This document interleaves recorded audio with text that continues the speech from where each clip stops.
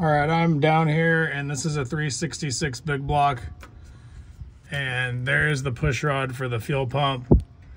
And this doesn't have the big square block off plate. And then the pump, this thing has this little plug right here on the bottom. It's the first one I've seen. It's the only big block I've owned. I've owned a bunch of small blocks, but look at this. It's the end of the push rod. If you want to inspect it, or I guess take it out or do whatever, you can.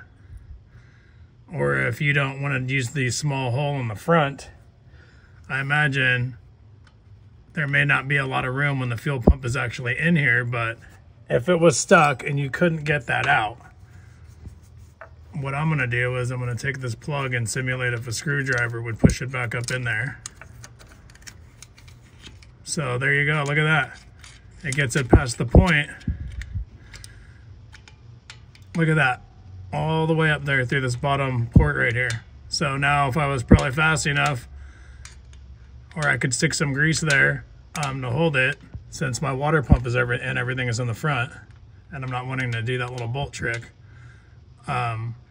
you could probably get that to stay like that with a wad of grease or something, and then pull this out, jam the pump in there, get a bolt set, and then slide this plug back in and tighten it up.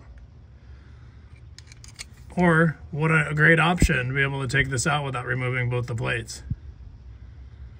Anyway, that is what I wanted to share with you. This little port down here, I thought it was pretty cool.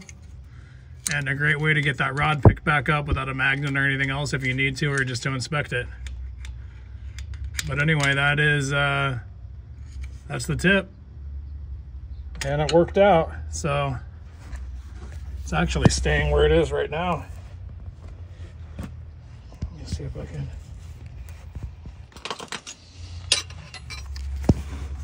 Grab this fuel pump.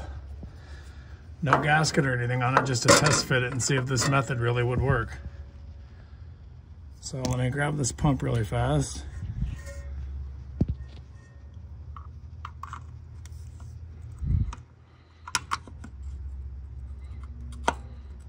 Sure does.